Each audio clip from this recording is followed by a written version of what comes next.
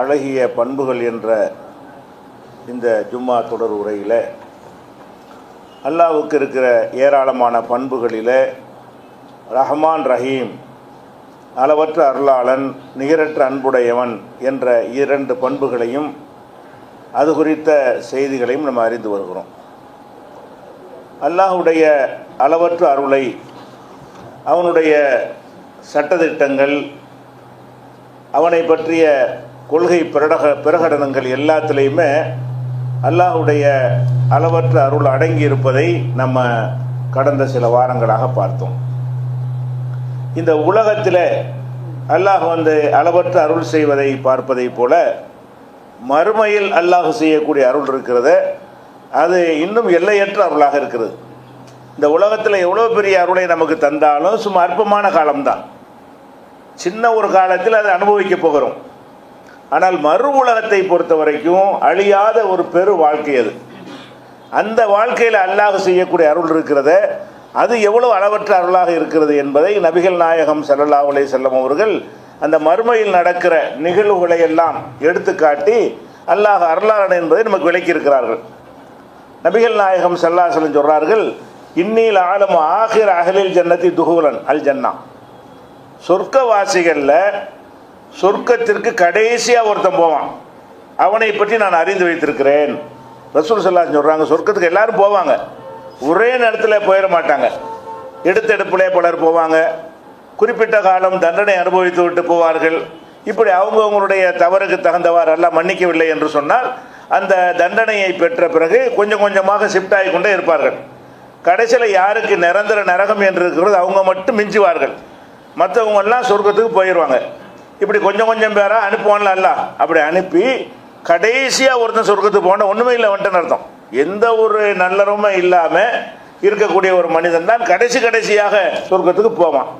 அப்போ ரசூல் ஸல்லல்லாஹு அலைஹி வஸல்லம் சொல்கிறாங்க, நரகத்திலிருந்து கடைசியாக வெளியேறி கடைசியாக சொர்க்கத்துக்கு போகக்கூடியவன், அவனை பற்றி நான் அறிவேன் என்று சொல்லிவிட்டு அவன் யார் என்று கேட்டால் அல்லாஹ் ரசூல் சொல்கிறாங்க, மலக்குகள்கிட்ட அல்லாஹ் சொல்லுவானா அந்த மனுஷனை கூப்பிட்டு, இப்போ அவனுடைய சின்ன சின்ன தவறுகள் இருக்கும்ல அதையெல்லாம் ஒன்று ஒன்றா எடுத்து காட்டுங்க அவன்கிட்ட. அவன் பெரிய தவறுகளும் செஞ்சிருப்பான், எந்த ஒரு மனிதனாக இருந்தாலும் பெரிய பாவங்களும் செய்திருப்பான், சின்ன சின்ன பாவங்களும் செய்திருப்பான். இந்த சின்ன பாவங்கள் எல்லாம் மன்னிக்கப்பட வாய்ப்பு இருக்கிறது, பெரிய பாவங்கள் மன்னிக்கப்படுறதுக்கு வாய்ப்பு கம்மி இருக்குது. இப்படி நிலையில் அல்லாஹ் என்ன சொல்வான்னு கேட்டால், ஆரிலு அலைஹி சிகார துனுபிஹி, அவனை கூப்பிட்டு இவனை கடைசியாக போக போகிறான், அவனுடைய சின்ன சின்ன பாவங்களை எடுத்து காட்டுங்க. கோல் சொன்னியா சின்ன சின்ன விஷயங்கள் இருக்கும்ல, இந்த மாதிரியான ஒரு விஷயங்களை எடுத்து காட்டுங்க. வர்ஃபவு அனு திபாரகா, அந்த பெரிய பெரிய பாவங்களை எடுத்து காட்டாதீங்க அப்படின்னு சொன்னோன்னு அவனை கூப்பிட்டு, இதை செஞ்சியா? ஆமாம் செஞ்சேன். அதை செஞ்சியான்னு ஒவ்வொரு சின்ன சின்னதான் அந்த மாதிரியான பாவங்களை மலக்குமார்கள் அவன்கிட்ட கேட்பாங்க. அப்போ அவன் என்ன செய்வான்னு கேட்டால் எப்படி சொல்லுவாங்க, இந்த நாளில், இந்த நேரத்தில், இந்த தேதியில் இன்ன தவறை நீ செய்தாயான்னு சொல்லி அந்த அளவுக்கு தெளிவாக அந்த கேள்வி கேட்கப்படும். அதனால் அவனுக்கு ஞாபகம் வந்துடும். மறுமை நாளை பொறுத்த வரைக்கும் எப்போ செஞ்சேன் ஏது செஞ்சோம் என்பதெல்லாம் அவனுக்கு நினைவுக்கு வந்துவிடும். அப்போ என்ன செய்வான்னு கேட்டால் எதையும் மறுக்க முடியாது. அப்போ என்ன செய்வான் அல்லாஹ் அந்த வழக்குகள் மூலம் சொல்லுவான், இந்த சின்ன சின்ன தப்பு செஞ்சில, இந்த தப்பை எல்லாம் உன்னை நன்மையாக்கியாச்சு. போ, நீ செஞ்ச சின்ன சின்ன தவறுகளை எல்லாம் விசாரிச்சுட்டு ஆமாம் செஞ்சேன்னு ஒத்துக்கொண்ட பிறகு ஒவ்வொரு தீமையையும் நன்மையாக மாற்றி விட்டேன் போ. இல்லாட்டி உள்ளே போகிறதுக்கு ஏதாவது காரணம் வேணும்ல. இவன் தீமையிலே செஞ்சவனாக இருந்தால் சொர்க்கத்துக்கு போவதற்கு ஏதாவது வேணும், அவன்கிட்ட குட்வில் ஏதாவது இருக்கணும், ஒன்றுமே இல்லை. அப்போ நீ செய்த சின்ன சின்ன தவறுகளுக்காக வேண்டி உனக்கு நன்மையாக மாற்றிடுறோம், தீமை நன்மையாக மாறுது. ஒரு ஆள் கிண்டல் பண்ணியிருக்கிறான், ஒரு சின்ன தப்பு தான் இது, அது என்ன தஸ்பீஹ் செய்கிற மாதிரி நன்மையை கொடுத்தா இது எவ்வளோ பெரிய எல்லையற்ற அருள்னு பாருங்கள். அவன் சின்ன சின்ன தவறுகள்லாம் சுட்டி காட்டி விட்டு இதுக்கெல்லாம் உன்னை நன்மையாக மாற்றியாச்சின்னு சொல்லிடுவான். அல்ல அவன் பேசாமல் இருக்க வேண்டியதானே. அவன் என்ன செய்வான், எல்லாம் இந்த கேள்வியெல்லாம் விசாரிச்சிய இன்னும் பெரிய பெரிய விஷயங்கள்லாம் காணாமல் லிஸ்ட்டு அவன் கேட்பான். இவன்கிட்ட கேட்டது சின்ன சின்னதானே கேட்கப்படுது. சின்ன சின்னது கேட்டவன் என்ன செய்வான்னு கேட்டால், அது அமிழ்த்து அஷ்யா, எல்லாம் இன்னும் பல விஷயங்கள்லாம் செஞ்சுருக்கிறேன்னு லா அராகா ஹாகுனா, அதெல்லாம் இங்கே காணலையே என்ற ஒன்றா வச்சு பட்டியலில் வச்சு விசாரிக்கிறீங்க. விசாரிக்கிறதுல சின்ன சின்னதாக வருது, பெரிய பெரிய விஷயங்கள்லாம் நான் செஞ்சுருக்கிறேனே அப்படின்னு அவனா என்ன செய்வான் சொல்லுவானா. அல்லாஹ் தான் போக சொல்கிறான் சொர்க்கத்துக்கு. இதை சொல்லிட்டு என்ன செய்வான்னு கேட்டால் ரசூல் ஸல்லல்லாஹு அலைஹி வஸல்லம் அவர்கள் இப்படி கேட்குறான்ல, இந்த சொல்லும்போது ரசூல்லா சிரிக்கிறாங்க. கடவாய்ப்புள்ள தெரியும் அளவுக்கு இந்த மனுஷனை பாருங்க, பசம் போயிட வேண்டியதானே, இவனா வழியை போய்கிட்டு பெரிய பெரிய விஷயங்கள்லாம் நான் செஞ்சுருக்கேன்னு சொல்கிறானேன்ட்டு இப்படி ரசூல் ஸல்லல்லாஹு அலைஹி வஸல்லம் சொல்கிறாங்க. அதை கணக்கில் எடுத்துக்கொள்ளலை. அது அல்லாஹ் முதல்ல மலக்கள்கிட்ட சொல்லிட்டானே. மலக்கள்கிட்ட சொல்லும் போது சின்னது மட்டும் கேளுங்க, பெருசாக கேட்காதீங்க அப்படின்னா மன்னிச்சுன்னு அர்த்தம். பெருசாக கேட்காதீங்க என்று சொன்னால் அதை மன்னிச்சு விட்டேன், சின்னதை வந்து மன்னிக்கவும் செய்கிறேன், அதை நன்மையாகவும் மாற்றுறேன். பெரிய பெரிய பாவங்களை நன்மையாக மாற்றுறது இல்லை, இதான் வித்தியாசம் என்று ரசூல் ஸல்லல்லாஹு அலைஹி வஸல்லம் சொல்கிறாங்க. இது வந்து முஸ்லீமில் வரக்கூடிய ஆதாரபூர்வமான ஹதீஸ். அப்போ இதில் நம்ம என்ன விளங்குறோம்? எந்த ஒரு நன்மையும் இல்லாத ஒருத்தன், பாவங்கள்லையே மூழ்கி கிடக்கிற ஒருத்தன், அதனால தான் கடைசி அவனை வெளியேற்றுறாங்க. நிரந்தர நரகவாசிகள்னு சொல்கிறவங்களை தவிர இவன் தான் கடைசியாக வெளியேறான். கடைசியாக வெளியேற்றனுடைய நிலைமை எப்படி இருக்குன்னு கேட்டால் ஒரு நன்மையுமே செய்யலை. பெரிய பெரிய நன்மைகளை எல்லாம் மன்னித்து விட்டு சின்ன சின்ன பாவங்களை எல்லாம், பெரிய பெரிய பாவங்களை மன்னித்து விட்டு சின்ன சின்ன பாவங்களை எல்லாம் சுட்டி காட்டி ஒத்துக்கிற வச்சுட்டு இதெல்லாம் நன்மையாகியாச்சு போ. இதை எவ்வளோ பெரிய அருள், இது எவ்வளோ பெரிய இவனுக்கெல்லாம் அருளை செய்யக்கூடாது. எந்த ஒரு வாழ்க்கையில் ஒரு நல்லதுமே செய்யலை, இவனுக்கு அருள் செய்யறதுக்கு எந்த முகாந்திரமும் இல்லை. இந்த இதுக்காக சொர்க்கத்துக்கு போ, இதுக்காக சொர்க்கத்துக்கு போன்னு சொல்றதுக்கு ஒன்றுமே இல்லை கைவசம். அப்போ அந்த அளவுக்கு உள்ள ஒருத்தனாக இருந்தாலும் கூட அல்லாஹ் என்ன செய்யறான்னு கேட்டால் தவறுகளை நன்மையாக மாற்றுறது. இந்த தண்டனை அனுபவிச்சிட்டீல, அதனால உன் தவறுகள்லாம் உன் நன்மையாக மாறிக்கிருச்சு என்று அல்லாஹ் சொர்க்கத்துக்கு அனுப்புவான் என்று நபி ஸல்லல்லாஹு அலைஹி வஸல்லம் சொல்கிறாங்க. ஏறக்குறை இதே கருத்தில் இன்னொரு ஹதீஸில் புகாரியில் 2441வது ஹதீஸில் இருக்கிறது. அல்லாஹ் என்ன செய்வான்னு கேட்டால் மூமினை கிட்ட கூப்பிடுவானா. மூமினான ஒரு அடியானை வந்து யுத்னில் மூமினுக்கு அருகே நெருங்கி வருவான். நெருங்கி வந்து அவனுக்கு முன்னாடி ஒரு திரையை போட்டு விடுவான். போட்டு விட்டு திரையை போட்டு எல்லாம் கேட்பான், அது தாரிஃபு தன்ப கதா வ கதா, இந்த பாவம் உனக்கு தெரியுமா, ஞாபகம் இருக்குதா? அவனுக்கு தனியாக கிட்ட கூப்பிட்டு வச்சுக்கிட்டு ஒவ்வொருத்தரும் எல்லாம் கிட்ட வச்சு விசாரிப்பான். இதுக்கு பேர் நஜ்வான்னு சொன்னால் ரகசியமாக சிலர்கிட்ட எல்லாம் விசாரிப்பானான். பொதுவாக விசாரிக்கிறது போக யாருக்காவது கூடுதல் கருணை செய்ய நாடினா அவனை தனியாக கூப்பிட்டு வேற யாருக்கும் தெரியாத வகையில், சபையோர்லாம் கேட்பாங்கல்ல மக்கள்லாம், அந்த மாதிரி இல்லாமல் அவனுக்கு மட்டும்தான் கேட்கும். அப்படி அல்லாஹ் என்ன செய்வான், சிலருக்கு கருணை காட்டி விசாரிக்கும். எப்படி விசாரிப்பான்னு கேட்டால் அது தாரிஃபு தன்ப கதா வ கதா, இன்னென்ன பாவங்கள் நீ செஞ்சு உனக்கு தெரியுமா, யாவத்தில் இருக்குதா அப்படின்னு அல்லாஹ் கேட்பான். அவன் என்ன செய்வான், ஆமாம் அல்லாஹ் தெரியும், நான் செஞ்சுருக்கிறேன், மறுக்க முடியாது. அங்கே தான் இல்லை ரெக்கார்ட் நம்மள்கிட்ட பட்டோலையை தந்துடுறானே, எல்லாமே தெரியும், ஆமான்னு ஒத்துக்கிடுவான். ஒத்துக்கிற என்ன செய்வான்னு கேட்டால் எல்லாம் கேட்குறதெல்லாம் வந்து முடிஞ்சு போச்சு கதை அப்படி தான் நினைக்கிறான். என்னடா ஒன்றா கேட்குறான், ஒன்று விடாமல் கேட்குறான், நம்ம கதையே லைஃபாக முடிஞ்சு போச்சுன்னு நினச்சிக்கிட்டு ஒரு ஆஃபி நப்சிஹி அன்னஹு ஹலக, நம்ம நாசமாகி போயிட்டு அவ்வளோதான். தனியாக கூப்பிட்டு வச்சுக்கிட்டு அது தெரியுமா இது தெரியுமான்னு என்ன அர்த்தம், தனி பனிஷ்மெண்ட் கொடுக்க போகிறான்னு தான் அர்த்தம். அல்ல அதுக்காக அவனை கூப்பிடல, அருள் செய்யறதுக்காக கூப்பிட்றான். அவன் நினைக்கிறான் தனியாக கூப்பிட்டு வச்சுக்கிட்டு இது தெரியுமா அது தெரியுமா அது தெரியுமா, அவன் முடிஞ்சு வச்சு என்னாச்சு, நம்ம கதை முடிந்து விட்டது அப்படின்னு நினைக்கும் போது என்ன செய்வானா, அல்லாஹ் செய்வானா, சதர்துஹா அலைக ஃபித் துன்யா, இப்போ நான் உன்னை சுட்டி காட்டின விஷயமெல்லாம் இருக்குல்ல, இதெல்லாம் துன்யாவில் நீ செய்யும் பொழுது மக்களுக்கு தெரியாமல் நான் மறைச்சிட்டேன். எத்தனை தவறுகள் நீ செஞ்ச உலகத்தில், நான் சுட்டி காட்டின இந்த தவறுகள் எல்லாம் நீ செஞ்சதாக யாருக்கும் தெரியாது. உலகத்தில் சில தவறுகள் மக்கள் பார்க்குற விதமாக செஞ்சுருப்போம், சில விஷயங்கள் வந்து செஞ்சிருப்போம், யாருக்குமே தெரியாது.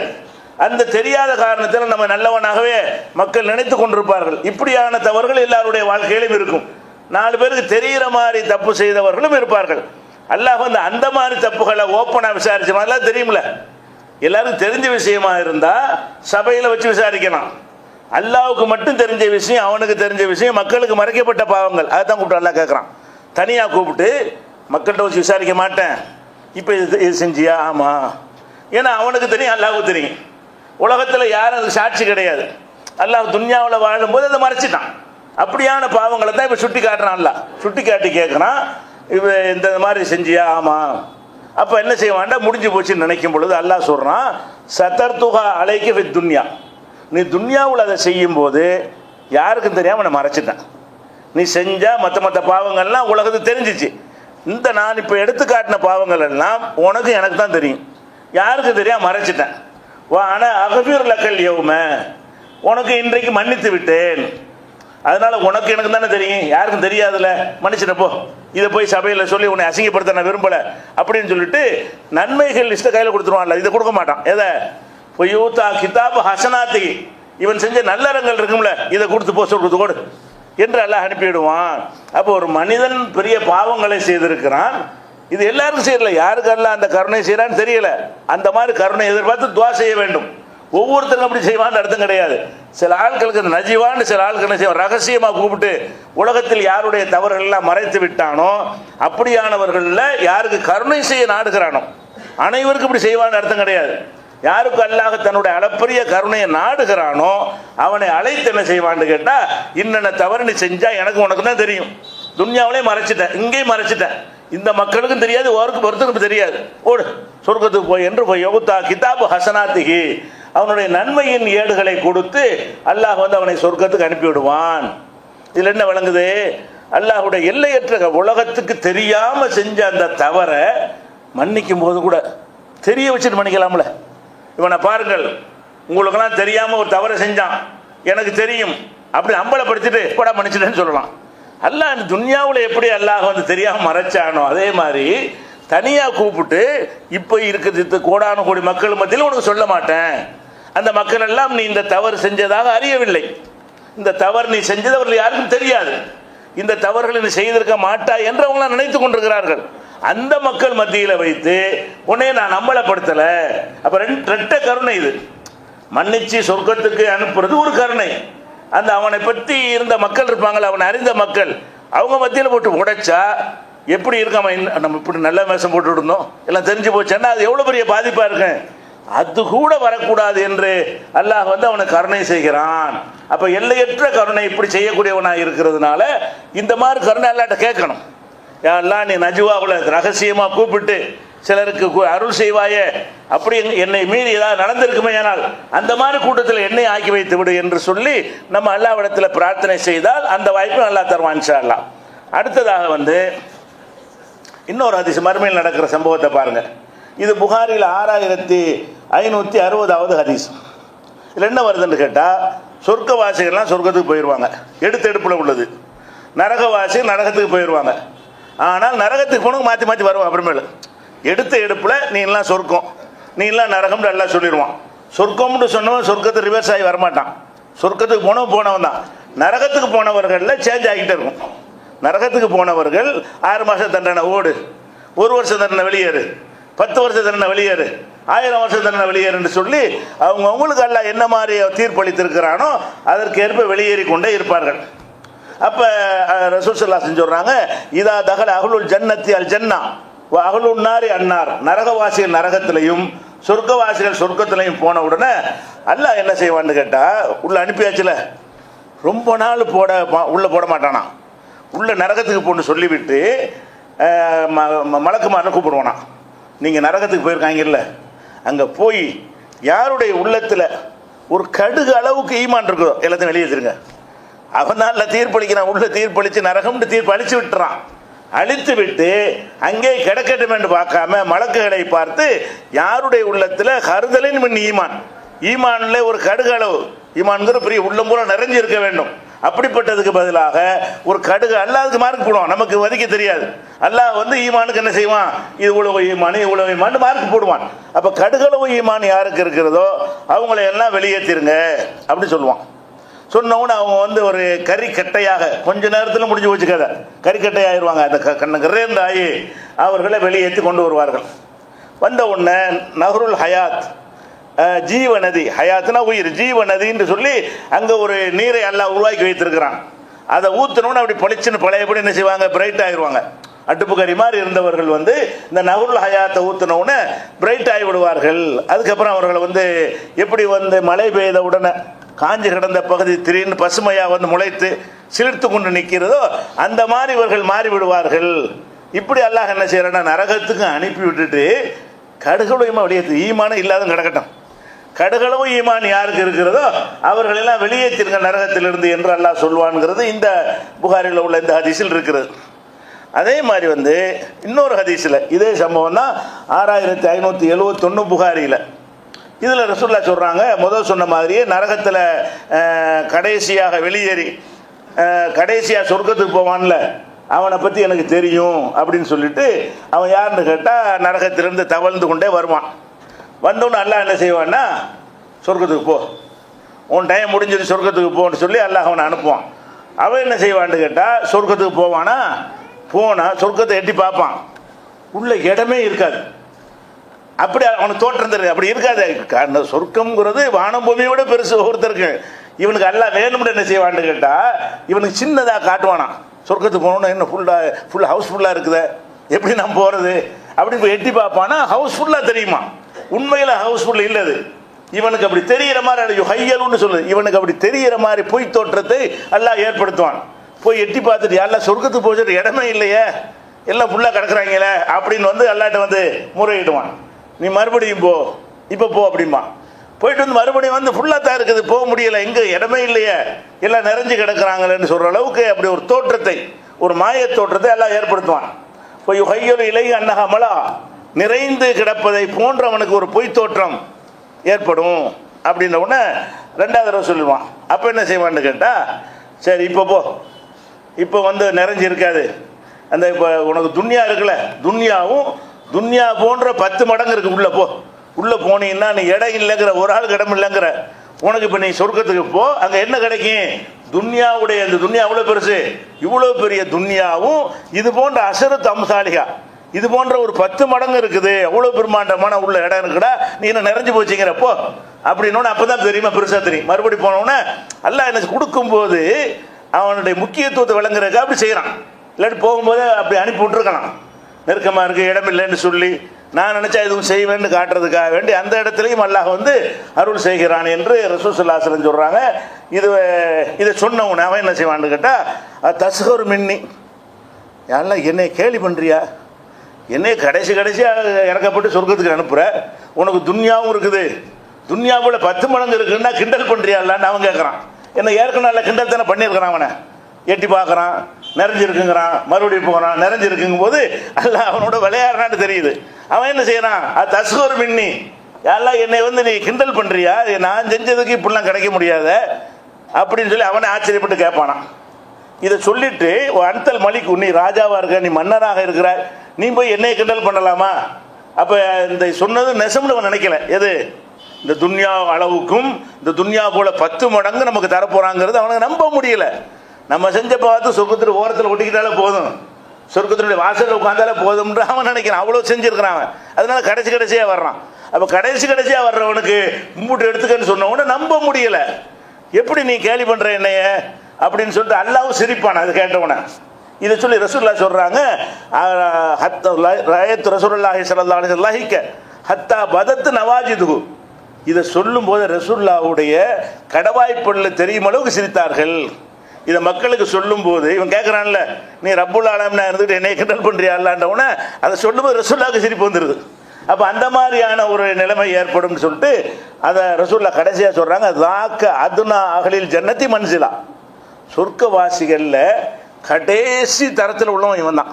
இவனுக்கு இப்படி கடைசி தரத்தில் உள்ளவனுக்கு துன்யாவும் துன்யா போன்ற 10 மடங்கும்னா மற்றவனுக்கு என்ன கிடைக்கும், சொர்க்கத்தினுடைய லாஸ்ட் கடைசியாக தான் நுழைகிறான். நுழைஞ்சாலும் தரஜாவிலையும் கடைசி தான்.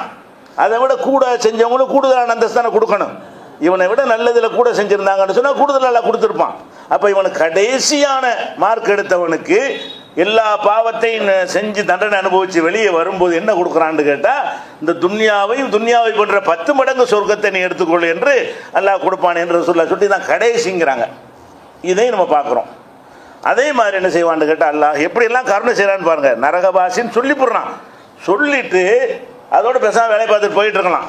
தொலைஞ்சு கிடச்சி சாவட்டுவீங்க விந்து அதான் நரகம் தான் இருக்குது அப்படின்னு சொல்லாமல் என்ன செய்கிறான்னு கேட்டால் அவனா வாலண்டியராக கூப்பிட்றான். ஒருத்தரையா அவனா தான் இதெல்லாம் செய்கிறான். எப்படியாவது வெளியேற்றணும், மனிதனுக்கு தப்பு செஞ்சுட்டாங்க, நம்ம கருணையை காட்டணும் என்பதற்காக எல்லாம் என்ன செய்கிறான்னு கேட்டால் இந்த புகாரில் 6573வது ஹதீஸில் வருது, ஹத்தா இதா ஃபரகல்லாஹு மினல் கலாய் பைன இபாதிஹி, அடியார்களுக்கு மத்தியில் தீர்ப்பளித்து முடித்த பிறகு அல்லாஹ் வந்து யார் யாருக்கு என்னன்னு தீர்ப்பளித்து முடிச்சிடறான்.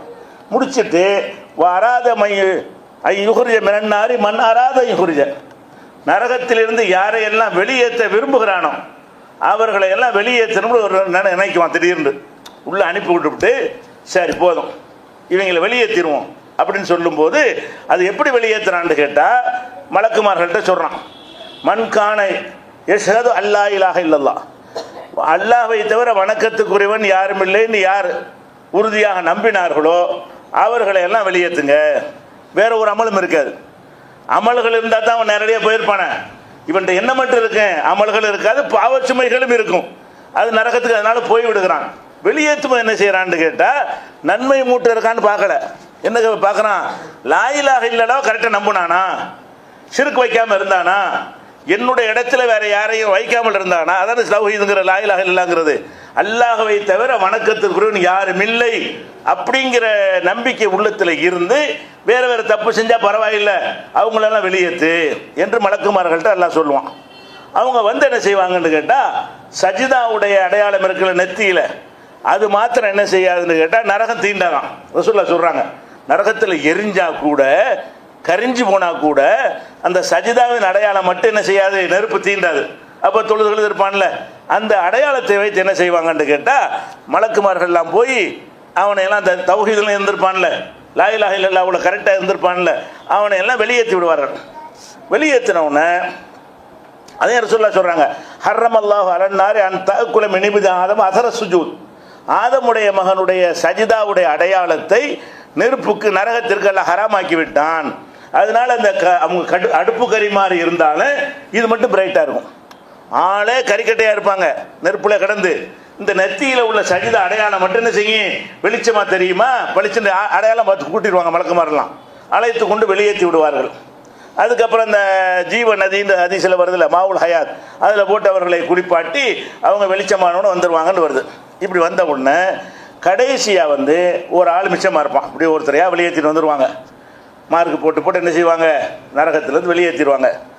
எபுக்கா ரஜுலும் மின்ஹும், ஒரே ஒரு ஆள் என்ன செய்வான், கடைசி வந்து லாஸ்ட் ஆளை பற்றி என்ன சொல்லிகிட்டே இருக்கிறாங்க. அப்போ ஒருத்தன் வந்து மிச்சமாக இருப்பான்.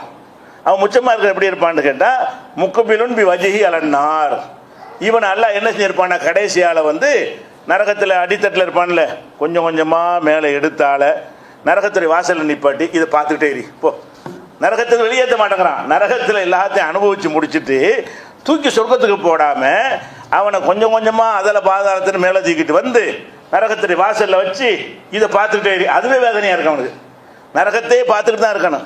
இப்படிங்கிற ஒரு நிலைமை ஏற்படுத்திடுவான். ஏற்பட்டு அவன் என்ன செய்வான், கொஞ்ச நாள் இப்படி இருப்பானா, எல்லாம் உள்ளே கடந்து வெந்து போகும்போது அவனுக்கு தெரியலை.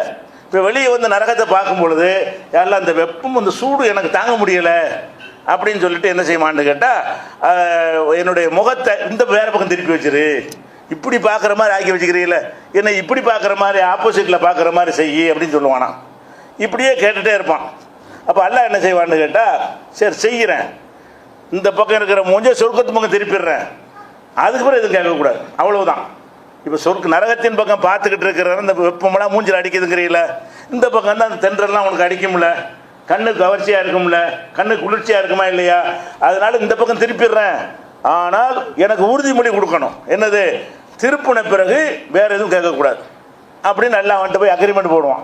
அவனும் சரின்றான். இப்போதைக்கு தப்பிச்சா அதான் மனுஷனுடைய வேலை என்னன்னு கேட்டால் இப்போதைக்கு தப்பிக்கிறான் போய் கேட்டுருவான்.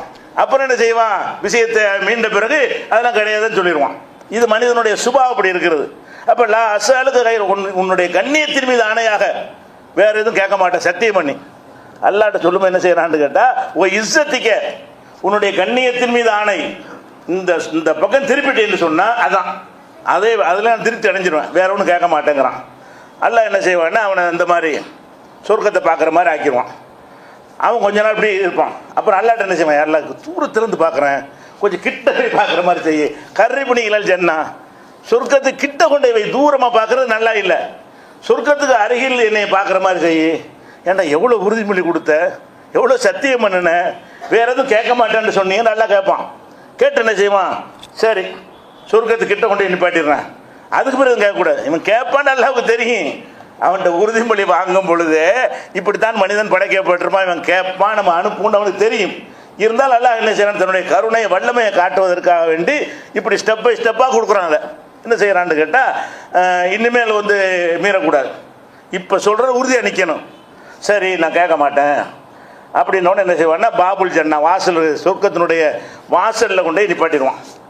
நிப்பாட்டி அதை கிட்ட உட்காந்து பார்க்க என்ன ஆகும், பிரியாணியை வச்சுட்டு சாப்பிட கை கட்டி போட்டு அப்படி இருக்கு. அந்த மாதிரி பசியாக இருக்கிறது, சாப்பாடு பக்கத்தில் இருக்குது, கையை காலையும் கட்டி போயிட்டா வாய்க்கு சீல் வச்சா அப்படி இருக்கு. அந்த மாதிரி ஆயிரம் ஆள்.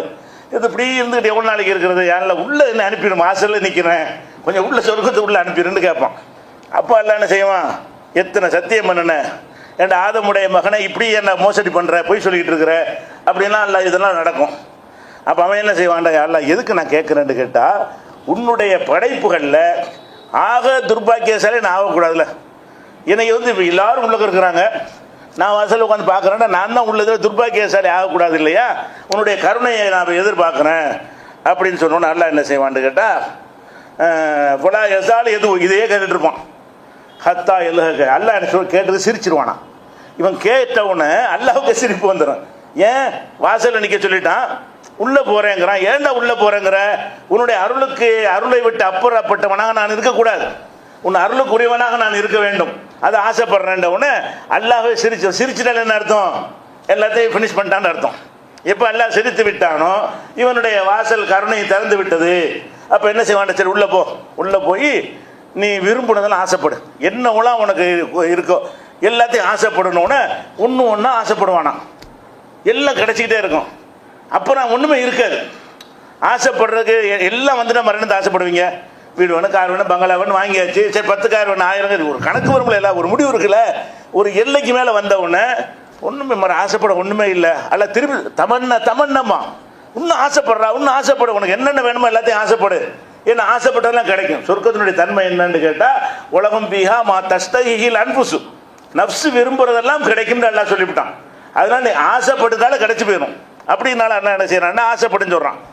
ஆசைப்பட்டு எல்லாம் முடிஞ்சவொன்னே என்ன செய்வான்னு கேட்டால், இன்னைக்கு ஆசைப்பட்டீங்கள, இதுக்கு மேலே ஆசைப்பட உனக்கு தெரியல, என்னென்ன வேணும்னு கேட்டி அம்புட்டு உனக்கு கிடைச்சி போச்சு, இதுக்கு மேலே ஆசைப்படுறேன்னா மறுநாள் அது எல்லாத்தையும் தந்துட்டியே அப்படிங்கிறான். அப்போ எல்லாம் என்ன செய்யறான்னு கேட்டால், ஹாதா லக்க ஓ மிஸ்ருகுமாகு, நீ ஆசைப்பட்டது எல்லாம் உனக்கு கிடைச்சிடும், அது இன்னொரு மடங்கு உனக்கு கிடைச்சிடும். 1 கோடி ரூபா ஆசைப்பட்டீங்கன்னா 2 கோடியை வச்சுட்டு போ.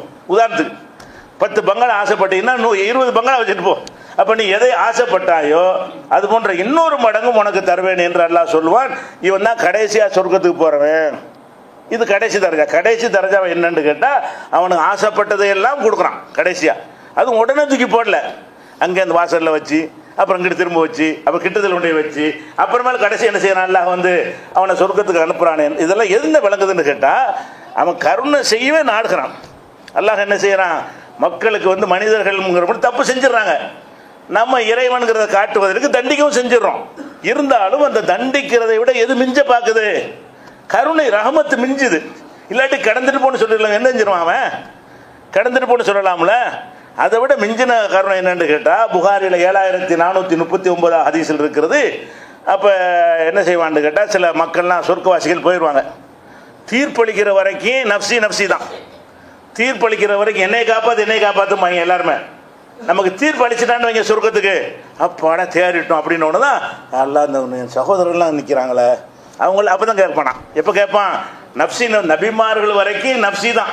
எது வரைக்கும், ஜட்ஜ்மெண்ட் கொடுக்குற வரைக்கும். ஜட்ஜ்மெண்ட் கொடுத்து சொர்க்கத்துக்கு போன்று ஒரு சாரார் அனுப்புவோம். அவங்க என்ன செய்வாங்கன்னா, போகாமல் அல்லாட்ட முறையிடுவாங்க.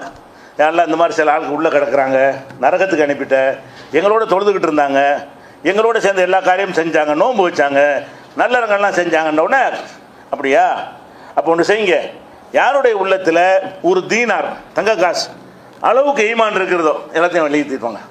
அவங்க போங்க, உள்ளே போங்க, நரகத்தில் இருப்பவர்களில் யாருடைய உள்ளத்தில் தீனார் ஒரு தங்க காசு, அதுக்கெல்லாம் அந்த கணக்கு அவங்களுக்கு தெரியும். இப்போ மறுமை நாளில் தெரிய வரும். தங்க காசு அப்படின்னா இப்படி அல்லாஹ் சொல்லுவான்னு சொன்னால் அதை புரிந்து கொள்ளக்கூடிய தன்மையை ஏற்படுத்துவான். ஒரு தீனார் அளவுக்கு யாருடைய உள்ளத்தில் அந்த ஈமான்றுக்கு வெளியேற்றுங்க. போயிட்டு என்ன செய்வாங்க, தீனார் அளவுக்கு வெளியேற்றிடுவாங்க. அவங்களுக்கு மட்டும் நெருப்பு ஒன்றும் செய்யாது. ஏன்னா அவங்க சொர்க்கவாசி தீர்ப்பளிச்சிட்டாங்கல்ல, நரகத்துக்குள்ள நுழைஞ்சானே விட்டுட்டு வரணும். உள்ள நுழையும் பொழுது அவர்களை நெருப்பு ஹராமாக்கி விடுவான். சும்மா தண்ணியில் போகிற மாதிரி, நம்ம தரையில் போகிற மாதிரி போய் யார் உள்ளத்திலாம் ஒரு தீனார் அளவுக்கு ஈமான் இருக்கோ, வாங்கடான்னு இழுத்துட்டு வந்துடும். அவங்கள வச்சு இழுத்துட்டு வர சொல்கிறான்.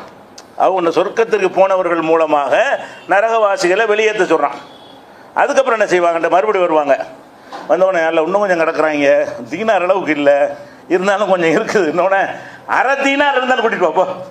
மறுபடியும் உள்ளே போய் என்ன செய்ய, பாதி தங்க காசு ஈமான் இருந்துச்சுன்னா அவனையும் கூட்டிகிட்டு வா, அவனையும் கூட்டி வந்துடுவாங்க. அதுக்கப்புறம் என்ன செய்வாங்க, நபிமார்கள் பரிந்துரை செய்யுங்க. நபிமார்கள்லாம் அவங்கவுங்க பங்குக்கு பரிந்துரை செய்வாங்க. மூமின்கள்லாம் எல்லாம் பரிந்துரை செய்வாங்க.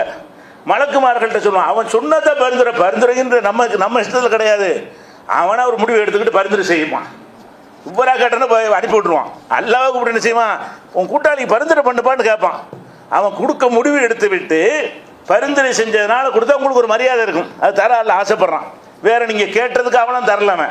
அப்போ அல்லாஹ் என்ன செய்கிறான்னு கேட்டால், மூமின்களும் பரிந்துரை செஞ்சு முடிச்சுட்டாங்க, மலக்குமார்களும் பரிந்துரை செஞ்சு முடிச்சுட்டாங்க, அப்புறம் நபிமார்களும் பண்ணிட்டாங்க. நான் தான் மிச்சமாக அல்ல சொல்கிறேன், நான் தான் மிச்சமாக கேட்குறான். எல்லாம் ரெக்கமெண்ட் பண்ணி விட்டீங்க, நான் ஒரு ஆள் தான் பரிந்துரை செய்ய மிச்சமாக இருக்கிறேன். ஏன் பங்குக்குன்னு ஒரு கையில் ஒரு புடி அள்ளுவானா நரகவாசிகளை. எவ்வளோ இருக்குங்க கைக்குள்ளே, அம்புட்டு பேர் வந்துடுவாங்க. ஒரு புடி அள்ளி என்ன செய்வான், இவங்களை என்னுடைய சொந்த பரிந்துரை வெளியே தள்ளுறேன், சொர்க்கத்துக்கு அனுப்புகிறேன் அப்படின்னு சொல்லி அனுப்புவான். இவங்க தான் உத்தகாவுர் ரஹ்மான். ஒரு அமலும் இல்லாமல் ஒரு நன்மையும் இல்லாமல் ஒன்றுமே கணக்கில் வரல. அந்த நிஸ்புதீனார் கூட இல்லை, அறத்தீனார் கூட இல்லை. அப்படி இருந்தாலும் கூட நான் என்னுடைய பங்குக்கு என்ன செய்கிறேன்னு ஒரு பெரிய அள்ளி போட்டுருவோம். ஒரு கையில் என்ன கூட வரேன், நரகவாசிகளில் கணிசமானவருடைய இறந்துருவாங்க. இது என்னுடைய கருணை என்று சொல்லுவான். சொர்க்கத்தில் உள்ளலாம் பேசிக்கிறவாங்களே, ரஹ்மான் இறைவனால் ஒரு அமலும் செய்யாமல் ஒரு நன்மையும் செய்யாமல் ஒரு பாவத்தை விடாமல் இருந்தவங்களுக்கு கிடைச்ச கருணையை பாடுற அல்லாஹ்வால் விடுதலை செய்யப்பட்டவங்க என்ற அளவுக்கெல்லாம் அல்லாஹ் என்ன செய்வான், அருள் செய்வான் என்று இந்த ஹதீஸ்கள் இருக்கிறது. இன்னும் அல்லாஹ் அளவற்ற அருளான் என்பதற்கு நிறைய சான்று இருக்கு. அடுத்து பார்ப்போம்.